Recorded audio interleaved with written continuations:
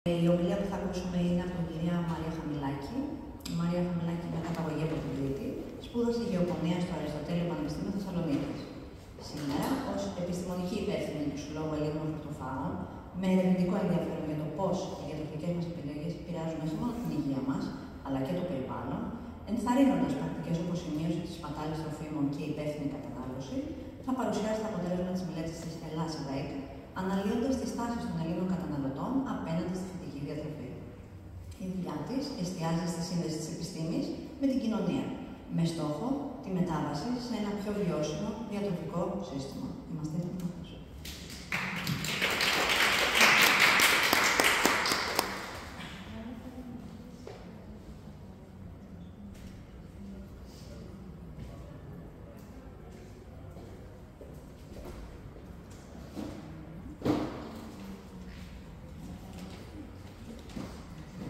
Καλησπέρα και από μένα.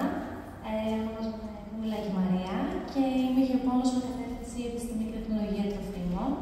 Και σήμερα έχω τη χαρά να σας παρουσιάσω τα αποτελέσματα της μελέτης της Ελλάς ΒΕΚ του 2024 πάνω στις στάσεις των Ελλήνων καταναλωτών απέναντι στη φυτική διατροφή. Είναι ουσιαστικά η δεύτερη μεγάλη έρευνα που πραγματοποίησε ο Σύλλογος με τη χρηματοδότηση της Ευρωπαϊκής Ένωσης Χορτοφάγων, της οποίας είμαστε και μέλη. Να πω σε αυτό το σημείο ότι ο Σύλλογος Ελλήνων Χορτοφάγων είναι το ελληνικό μέλος της Ευρωπαϊκής Ένωσης Χορτοφάγων, που είναι ένας οργανισμός ομπρέλα, διαθέτει 42 μέλη και στόχος της είναι η προώθηση της χορτοφαγίας σε ευρωπαϊκό και παγκόσμιο επίπεδο πάνω στους τομείς της υγείας, της βιωσιμότητας, της προστασίας των καταναλωτών. Λοιπόν, λίγα λόγια για το προφίλ της μελέτης. Η μελέτη, όπως είπαμε, αποτελεί μια συνέχεια της έρευνας του 2022 πάνω στις διατροφικές συνήθειες των Ελλήνων καταναλωτών. Διεξήχθη από την Καντάρ, πρωτογενή έρευνα, με τη χρηματοδότηση του European Vegetarian Union. Το δείγμα ήταν 750 ερωτηθέντες άνω των 18 ετών και κάτω των 70 και πραγματοποιήθηκαν και τηρήθηκαν αντιπροσωπευτικά κριτήρια ως προς το φύλο, την ηλικία και το γεωγραφικό διαμέρισμα. Η μεθοδολογία που πραγματοποιήσαμε ήταν η ίδια με την αντίστοιχη την ευρωπαϊκή έρευνα, τη Smart Protein, έτσι ώστε να μπορούμε να έχουμε συγκρίσιμα αποτελέσματα. Σκοπός λοιπόν της μελέτης ήταν να καταγράψουμε τις διατροφικές συνήθειες, να δούμε πώς αυτές εξελίσσονται στον χρόνο, να τις συγκρίνουμε με τις αντίστοιχες ευρωπαϊκές χώρες και να δούμε γενικά πράγματα όπως τη συχνότητα της κατανάλωσης, την ποσότητα της κατανάλωσης ζωικών τροφών και φυτικών τροφών, τις μελλοντικές προθέσεις των Ελλήνων καταναλωτών, την επισήμανση και κάποια πράγματα αναφορικά με την πολιτική των τροφίμων. Για τις ανάγκες λοιπόν της μελέτης, χρειάστηκε και την κατηγοριοποίηση ουσιαστικά, χρειάστηκε να χρησιμοποιήσουμε τους όρους του food tribes, δηλαδή τις διατροφικές φυλές, και αυτό που προκύπτει ουσιαστικά από το πώς αυτοπροσδιορίζονται οι καταναλωτές. Έτσι έχουμε τους ακριβενείς χορτοφάγους vegan, οι οποίοι δεν καταναλώνουν τίποτα ζωικό, κρέας, ψάρι, αυγά και ούτω καθεξής. Τους χορτοφάγους, οι οποίοι δεν καταναλώνουν κρέας, αλλά καταναλώνουν τα προϊόντα τους. Ιχθυοφάγους, οι πεσκετέριαν, οι οποίοι καταναλώνουν ψάρι, δεν καταναλώνουν κρέας. Οι ευαίσθητοι χορτοφάγοι, αλλιώς vegetarians, οι οποίοι προτιμούν να μην καταναλώσουν κρέας ή ψάρι, συνειδητά δηλαδή μειώνουν την κατανάλωση του κρέατος, και οι κρεατοφάγοι, οι οποίοι καταναλώνουν συχνά ζωικά προϊόντα. Στο σημείο λοιπόν αυτό να πούμε ότι το 74% λοιπόν των Ελλήνων καταναλωτών ισχυρίζονται ότι είναι κρεατοφάγοι, συγκριτικά με το 64% του ευρωπαϊκού μέσου όρου. Το 22% ισχυρίζονται ότι είναι flexitarians, σε αντίθεση με το 26% του ευρωπαϊκού μέσου όρου, λίγο χαμηλότερο, και μόλις το 3% ισχυρίζονται ότι είναι vegan and vegetarians, με το υπόλοιπο ποσοστό στην Ευρώπη να ανέρχεται στο 8%. Συγκριτικά με τη μελέτη του 2022, βλέπουμε ότι υπάρχει μία μετανάστευση ενός ποσοστού 2% από την κατηγορία των flexitarians, τόσο προς τους omnivores και στους vegan vegetarians. Αυτό είναι ένα γεγονός το οποίο μπορούμε να το αποδώσουμε στο ότι η πρώτη μελέτη έγινε κατά τη διάρκεια της πανδημίας, έτσι ώστε όλοι ουσιαστικά είχαμε στο μυαλό μας λίγο περισσότερο το κομμάτι της υγείας, του νοσοποιητικού, οπότε μπορούμε να πούμε ότι κάποια ποσοστά ήταν λίγο παραπάνω ενισχυμένα λόγω της πανδημίας. Και η δεύτερη φάση της μελέτης ουσιαστικά είναι το ποσοστό αυτό το οποίο είδαμε στιγμιαία να αυξάνεται στη μελέτη του 2022. Ωστόσο, σκοπεύουμε να πραγματοποιήσουμε τη μελέτη και το 2026, έτσι ώστε να δούμε πώς μπορεί ουσιαστικά να δούμε πώς μεταξελίσσεται ουσιαστικά το γράφημα αυτό και πώς τροφοδοτούνται οι δεξαμενές αργότερα των πίνων και πετσετέρνες στην Ελλάδα. Εδώ, σε αυτό το ραδόγραμμα, μπορούμε να δούμε το που βρίσκεται η Ελλάδα σχετικά με τις υπόλοιπες ευρωπαϊκές χώρες. Βλέπουμε ότι είμαστε η δεύτερη χώρα σε ποσοστά κρεατοφαγίας μετά την Πολωνία. Και στον αντίποδο έχουμε τη Γερμανία με το 45% των καταναλωτών που δηλώνουν κρεατοφάγοι. Όσον αφορά το veganism, πρωτοστατεί η Αυστρία και η Γερμανία. Λοιπόν, ένα κομμάτι που εξετάσαμε στη μελέτη είναι η τρέχουσα κατανάλωση των ζωικών προϊόντων και σχετικά με αυτό είδαμε κάποιες διαφοροποιήσεις σχετικά με την ευρωπαϊκή μελέτη, με την υπόλοιπη Ευρώπη, αναφορικά με το κρέας και το γάλα και κάποιες ομοιότητες όσον αφορά τα ψάρια και τα αυγά. Αυτό που είδαμε είναι ουσιαστικά μία ελαφριά τάση μείωση στην κατανάλωση ζωικών προϊόντων από τη μελέτη σχετικά του 2022. Στο κρέας και τα γαλακτοκομικά και συγκεκριμένα μετά αναλύσαμε και κάποια ειδικά είδη ζωικών τροφίμων, ζωικών προϊόντων. Με μεγαλύτερη μείωση αυτά που βρήκαμε είναι το χοιρινό κρέας, το βόλιο κρέας, τα ψάρια και τα θαλασσινά. Σε αυτό το σημείο να πω ότι αντίστοιχη μελέτη που έγινε από τον Οργανισμό Τροφίμων και Γεωργίας των Ηνωμένων Εθνών, που δημοσίευσε ουσιαστικά πρόσφατα στοιχεία του 2024 σχετικά με την ευρωπαϊκή κατανάλωση, παρατηρήθηκε ότι μεταξύ του 2021 και του 2023 μειώθηκε η κατανάλωση, η συχνότητα κατανάλωσης και η ποσότητα κατανάλωσης σε χοιρινό κρέας και βόλιο κρέας κατά 2,8 και 0,8 αντίστοιχα. Βλέπουμε λοιπόν ότι υπάρχει μια ευαισθητοποίηση ως προς την βιωσιμότητα και αυτό μπορεί να αποδοθεί στο γεγονός ότι το χοιρινό και το βόλιο κρέας έχουν πολύ ψηλό αποτύπωμα άνθρακα. Για να κατανοήσουμε λίγο καλύτερα την κατανάλωση, τις τρέχουσες διατροφικές συνήθειες ως προς την κατανάλωση κρέατος, ζητήσαμε από τους συμμετέχοντες της μελέτης να καταγράψουν την ποσότητα και τη συχνότητα που καταναλώνουν κρέας. Και αυτό να μας οδήγησε στο να μπορούμε να υπολογίσουμε τη μέση εβδομαδιαία κατανάλωση κρέατος για το δείγμα των ερωτηθέντων. Έτσι προκύπτει ότι οι flexitarians βρέθηκε ότι η μέση εβδομαδιαία κατανάλωση κρέατος βρέθηκε στα 170 γραμμάρια, ενώ στους omnivores περίπου στα 560 γραμμάρια. Η ποσότητα είναι ουσιαστικά 1,6 μεγαλύτερη ποσότητα από τους flexitarians. Σύμφωνα με τον Παγκόσμιο Οργανισμό Υγείας, αναφέρει ότι κάθε μερίδα 50 γραμμαρίων εξελεγμένου κρέατος που καταναλώνεται καθημερινά αυξάνει τον κίνδυνο εμφάνισης καρκίνου του παχαίου συντέρου κατά 18%. Δηλαδή, αυτό το ποσοστό σημαίνει περίπου στα 350 γραμμάρια την εβδομάδα. Βλέπουμε λοιπόν ότι οι πανοφάγοι είναι σε ένα ποσοστό ήδη πάνω από το 60% του ασφαλές ορίου του Παγκόσμιου Οργανισμού Υγείας, ενώ οι flexitarians από την άλλη πλευρά καταναλώνουν ήδη περίπου το 30% της ποσότητας των πανοφάγων και περίπου το 50% από το όριο ασφαλείας που συνιστά ο Παγκόσμιος Οργανισμός Υγείας. Κάτι που μας δίνει ουσιαστικά το πάτημα να πούμε ότι οι flexitarians βρίσκονται προς το παρόν πάνω σε ασφαλές επίπεδα κατανάλωσης. Όμως, να πω εδώ, επίσης για τους flexitarians, ότι συγκριτικά με το 2022, με τη μελέτη του 2022, έχουμε μικρότερη ακόμα ποσότητα κατανάλωσης κρέας, περίπου στο 30%.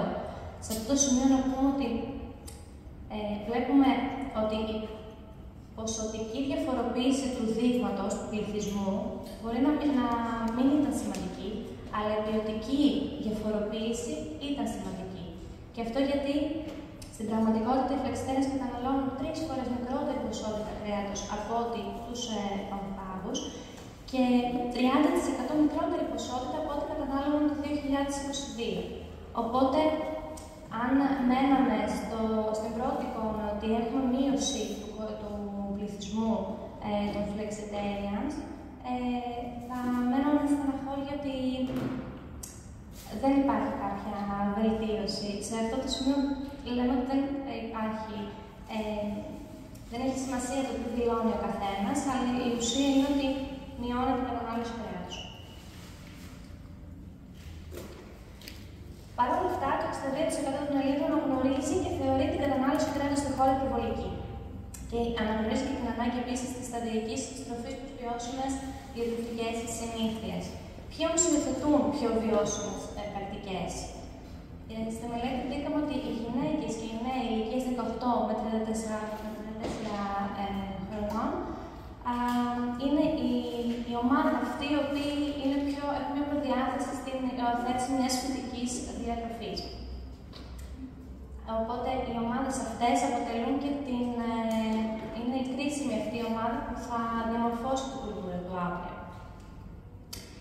Τώρα, όταν ρωτήσαμε τους Έλληνες για τους λόγους για τους οποίους κάνουν αυτή την αλλαγή, είδαμε ότι πρώτος και κύριος λόγος ήταν η υγεία, μετά έρχεται η ηθική για τα ζώα και τρίτο το περιβάλλον. Τώρα, όσον αφορά την υγεία, υπάρχουν πάρα πολλές μελέτες οι οποίες συσχετίζουν τη φυτική διατροφή με μια καλή υγεία, ένα καλό νοσοποιητικό. Αντίστοιχα, υπάρχουν μελέτες που συσχετίζουν την κατανάλωση κρέατος με κάποιες χρόνιες παθήσεις, όπως είναι τα καρδιαγγειακά νοσήματα. Και αν το δούμε και λίγο ακόμα πιο κοντά μας, έχουμε την μεσογειακή διατροφή, στην οποία βασίζεται κατά κόρον στη φυτική διατροφή. Η δεύτερη αιτία είναι η ηθική για τα ζώα. Και αυτό είναι πολύ σημαντικό και πόσο μάλλον και στην Ελλάδα, που μπορούμε να πούμε ότι πολλοί άνθρωποι έχουν μεγαλώσει και στην επαρχία, δίπλα στα ζώα, οπότε γνωρίζουν τι σημαίνει να μεγαλώνουν μαζί τους, οπότε είναι ακόμα πιο πολύ ευαισθητοποιημένοι και όλη αυτή η αντίθεση που υπάρχει σχετικά με την εντατική κτηνοτροφία γιγαντώνεται. Τρίτος παράγοντας είναι το περιβάλλον, στο 31%, που είναι και ένα ποσοστό πολύ πιο χαμηλό από το αντίστοιχο της Ευρωπαϊκής Μελέτης. Και αυτό είναι κάτι που εμείς ονομάσαμε περιβαλλοντικό έλλειμμα. Διαπιστώσαμε ότι υπάρχει το κίνητρο ουσιαστικά για το περιβάλλον είναι αρκετά αδύναμο. Και αυτό προξενεί, είναι λίγο περίεργο όταν αναλογιστεί κανείς ότι υπάρχουν μελέτες που αποδείχνουν το ότι οι εκπομπές ουσιαστικά από την κτηνοτροφία είναι στο 18% και όλο αυτό το ποσοστό είναι μεγαλύτερο από τις εκπομπές που έχουν όλα τα μέσα μεταφοράς. Οπότε αντιλαμβανόμαστε ότι εδώ χρειάζεται μια παραπάνω ενημέρωση πάνω στον αντίκτυπο, γιατί φαίνεται ότι δεν υπάρχει αναγνώριση του ακριβώς τι επίδραση έχει η κτηνοτροφία στο περιβάλλον, η εντατική κτηνοτροφία στο περιβάλλον. Για να δούμε λίγο παραπέρα, εξετάσαμε τους λόγους για τους οποίους ουσιαστικά το δείγμα των κρεατοφάγων πιστεύουν ότι είναι σημαντική η μείωση ή ο αποκλεισμός του κρέατος. Και εδώ το αποτελέσμα μας έκανε τρομερή εντύπωση, γιατί ουσιαστικά η πλειοψηφία των κρεατοφάγων δηλώνουν ότι ένας λόγος που είναι σημαντικός για να μειώσουν ή να αποκλείσουν το κρέας από τη διατροφή τους είναι η καλύτερη διαβίωση των ζώων. Ακόμα, το 83% δηλώνει συνολικά ότι υπάρχουν λόγοι για τη μείωση και τον αποκλεισμό της κατανάλωσης του κρέατος. Οπότε, σε αυτό το σημείο μπορούμε να πούμε ότι ίσως υπάρχει ελπίδα. Επόμενο κομμάτι στην μελέτη ήταν η ανάλυση των εναλλακτικών πρωτεϊνών, όπου πρωταγωνιστής ήταν η φυτική πρωτεΐνη, ως η πιο ανεκτή δυνατή, ουσιαστικά η πιο αξιόπιστη πηγή πρωτεΐνης και εννοείται ότι πρωταγωνιστής ήταν τα όσπρια, με το 85% των καταναλωτών να καταναλώνουν όσπρια συστηματικά και το 77% τουλάχιστον μία φορά την εβδομάδα. Συγκριτικά με το αντίστοιχο ποσοστό των Ευρωπαίων που ήταν στο 57%. Αυτό είναι κάτι που δεν μας προκαλεί εντύπωση, καθώς, όπως είπα και πριν, κατά βάση ο δεσμός του Έλληνα με τη μεσογειακή διατροφή είναι πολύ ισχυρός και εννοείται ότι τα όσπρια είναι ο βασικός πυλώνας της μεσογειακής διατροφής. Η σόγια και η quinoa κερδίζουν έδαφος και βέβαια υπάρχει μια χαμηλή γνώση για το σιτάν και το τέμπε στο ελληνικό κοινό. Σε αυτό το σημείο να πω ότι να αναφερθώ βασικά σε μια μελέτη που έγινε από την Επιτροπή για το μέλλον της τεχνολογίας και της επιστήμης του Ευρωπαϊκού Κοινοβουλίου, στο οποίο ουσιαστικά αναφέρουν το πώς πρέπει να ενισχυθεί το ισοζύγιο των φυτικών πρωτεϊνών και των ζωικών πρωτεϊνών μέχρι το 2025 και ουσιαστικά σε αυτή τη μελέτη αναφέρεται ότι πρέπει ουσιαστικά να εξετάσουμε πέρα από τη φυτική πρωτεΐνη και άλλες εναλλακτικές πηγές, όπως είναι πρωτεΐνη από τα φύκη, κάποιες πρωτεΐνες κυταροκαλλιέργειας και ζυμούμενα προϊόντα. Το βασικό όμως είναι ότι ουσιαστικά εξετάζεται το πώς θα μπορεί να ενταχθεί περισσότερη φυτική πρωτεΐνη στο μέλλον. Άλλο ένα κομμάτι που εξετάσαμε στη μελέτη μας ήταν για την επισήμανση, όπου βρέθηκε ότι ήταν κρίσιμος παράγοντας εμπιστοσύνης για το ελληνικό κοινό. Με το 80% των καταναλωτών θεωρεί σημαντική την ύπαρξη λογοτύπου. Στο σημείο αυτό θα ήθελα να ρωτήσω εσάς, πόσοι από εσάς αναγνωρίζετε αυτά τα λογότυπα. Είστε πολύ εδώ. Το πρώτο λογότυπο. Πολύ χαίρομαι. Και το δεύτερο. Τέλεια, είμαστε κοντά. Το τρίτο. Βλέπω ότι όμως είμαστε αρκετά εξοικειωμένοι με τα λογότυπα. Ωστόσο, το παράδοξο εδώ είναι ότι όταν εξετάσουμε το θέμα εξοικείωσης με τα λογότυπα και ενώ οι καταναλωτές ζητούν πιστοποιημένα προϊόντα στην αγορά, δεν φαίνεται να είναι τόσο εξοικειωμένοι με τα λογότυπα και τα χορτοφαγικά σήματα. Κάτι που μας έκανε εντύπωση.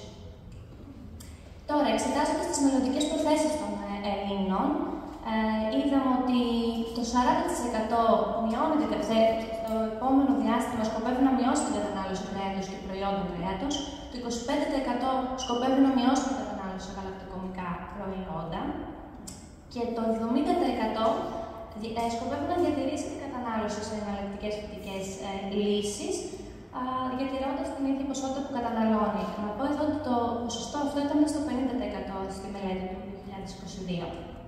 Αυτό μας δείχνει μία τάση σταθεροποίησης σχετικά με τις εναλλακτικές φυτικές. Όταν όμως πρόκειται για να αποφασίσουμε να αγοράσουμε κάποια φυτικά τρόφιμα, βρέθηκε η γεύση και η τιμή να αποτελούν τα βασικότερα κριτήρια των Ελλήνων καταναλωτών.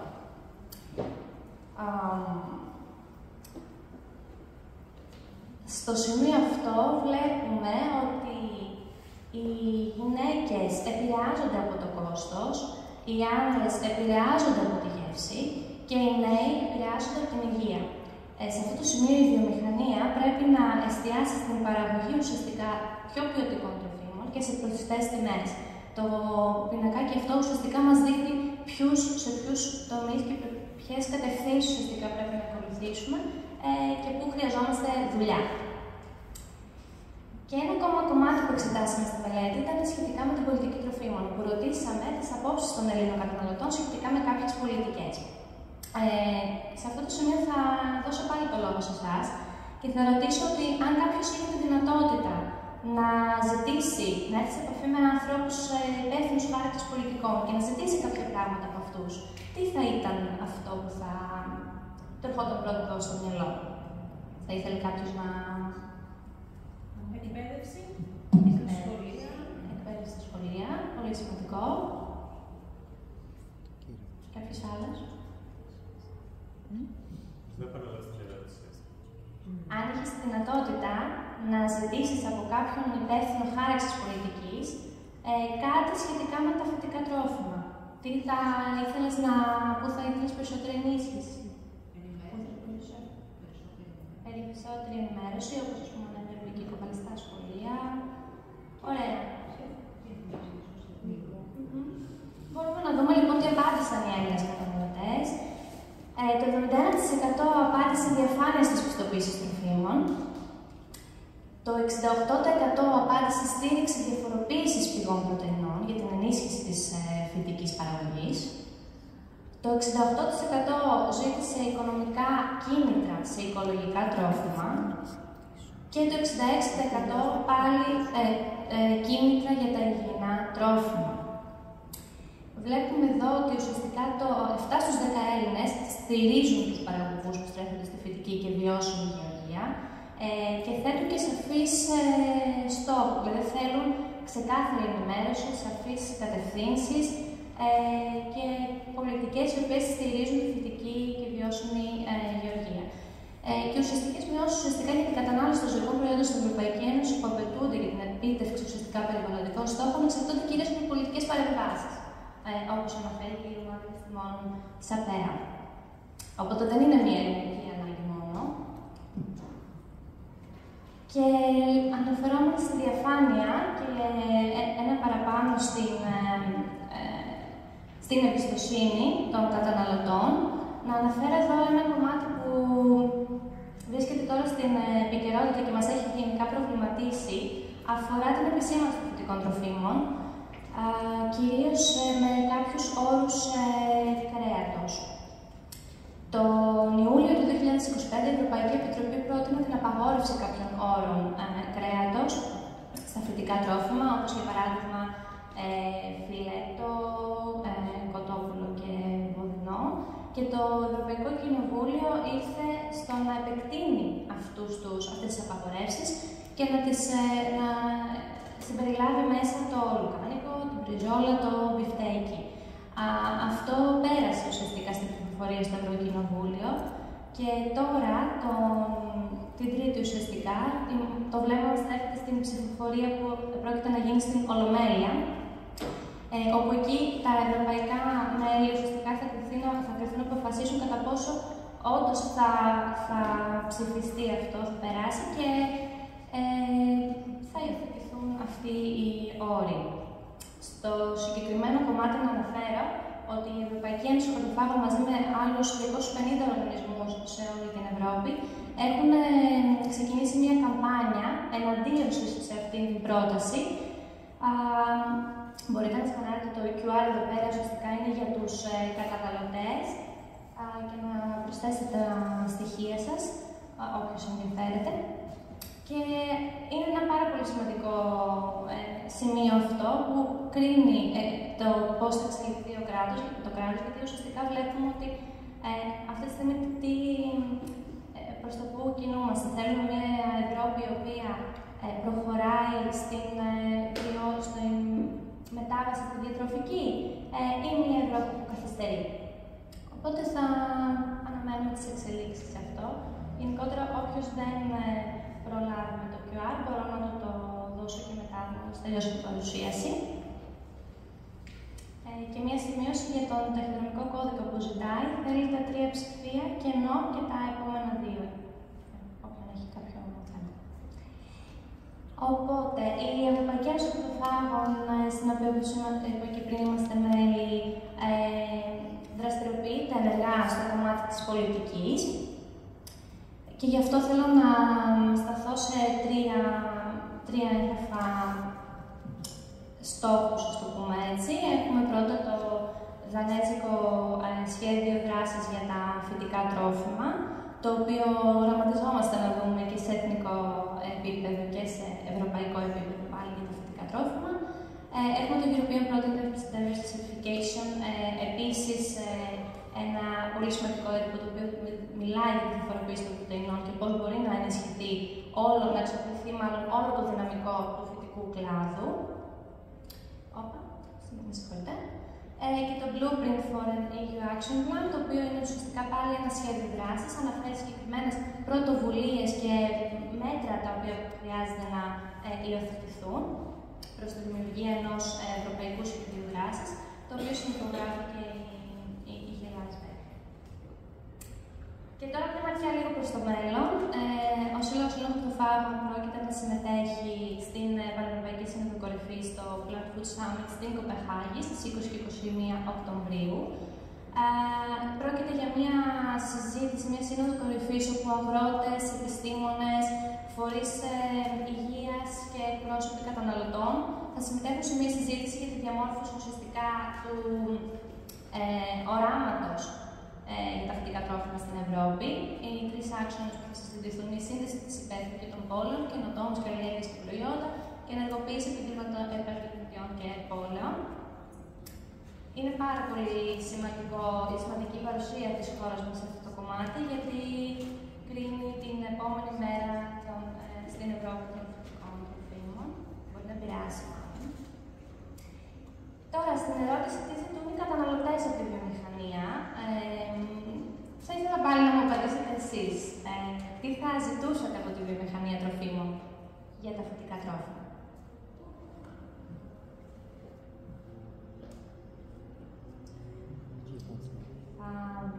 Λέγαμε, ας πούμε, ότι είναι μια καλύτερη γεύση και υφή.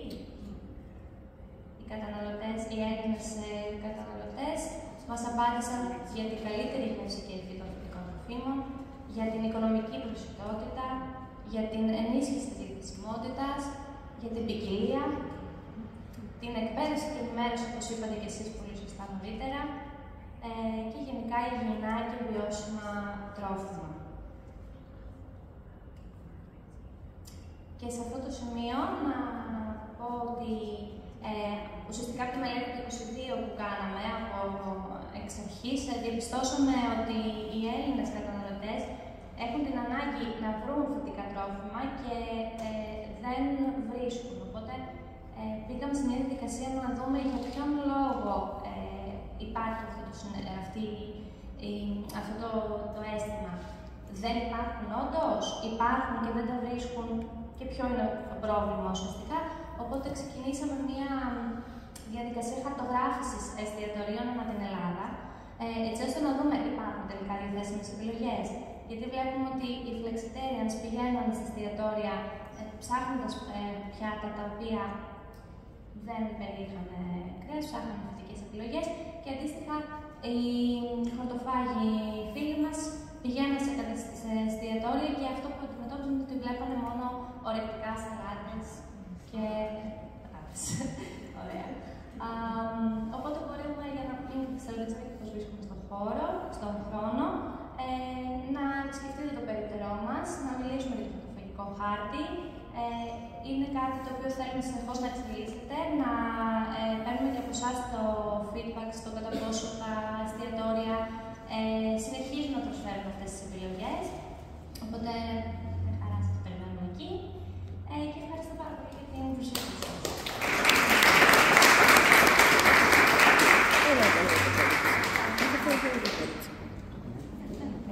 Υπάρχουν κάποιες ερωτήσεις?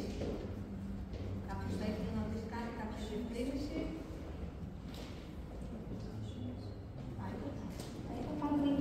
Ευχαριστώ πολύ.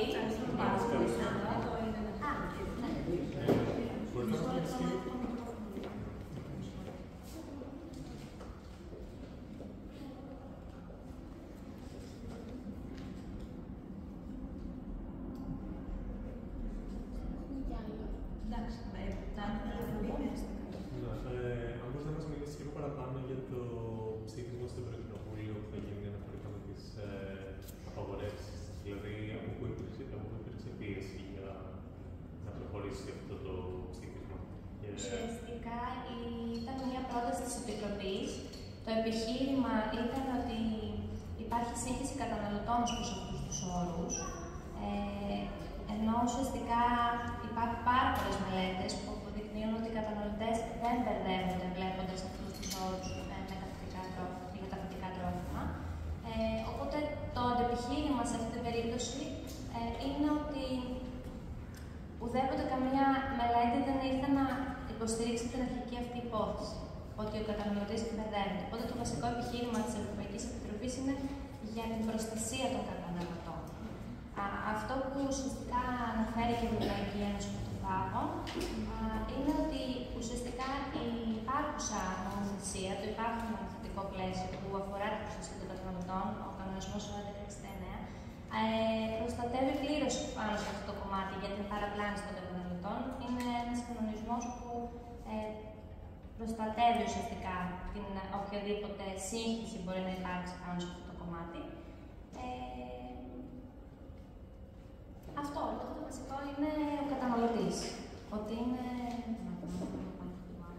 Ναι.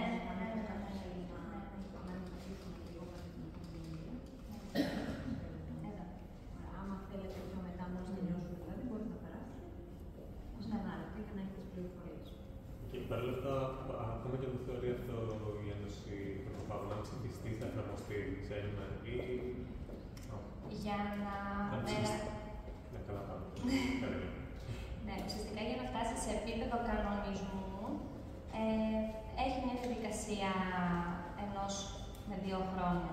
Απλά είναι πάρα πολύ σημαντικό αυτό, γιατί ουσιαστικά είναι για το αποφασίζουν οι ευρωβουλευτές στο συγκεκριμένο κομμάτι, για το αν αυτή η πρόταση θα περάσει και σε επόμενο κομμάτι ή θα αποσυρθεί οριστικά. Αν έχει κάποια άλλη ερώτηση.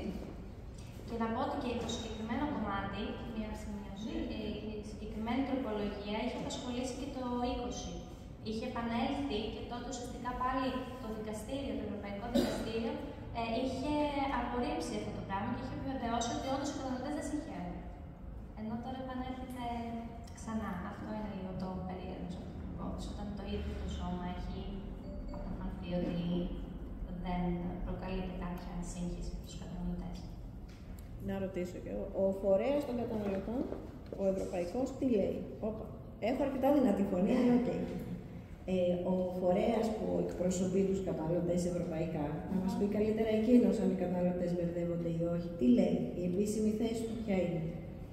Η επίσημη θέση είχαν κάνει επίσης μια μελέτη το 2020 πάνω ακριβώς σε αυτό το κομμάτι για το κατά πόσο μπερδεύεται ο καταναλωτής πάνω στους όρους φυτικό, οργάνικο, φυτικό, μπιφτέκι. Και μάλιστα το 80% των καταναλωτών υποστήριξαν ότι δεν μπερδεύονται, ίσα-ίσα λειτουργεί διευκρινιστικά για το να καταλάβει ο καταναλωτής πού απευθύνεται αυτό το προϊόν. Ναι, οπότε σε ζητήματα καταναλωτών καλύτερα λένε καταναλωτές αν μπερδεύονται ή όχι, και από ό,τι ακούω λες το 80% λέει δεν μπερδεύονται. Ακριβώς. Okay, και είναι και κάτι που διαπιστώσαμε και εμείς στην μελέτη της Glassbeck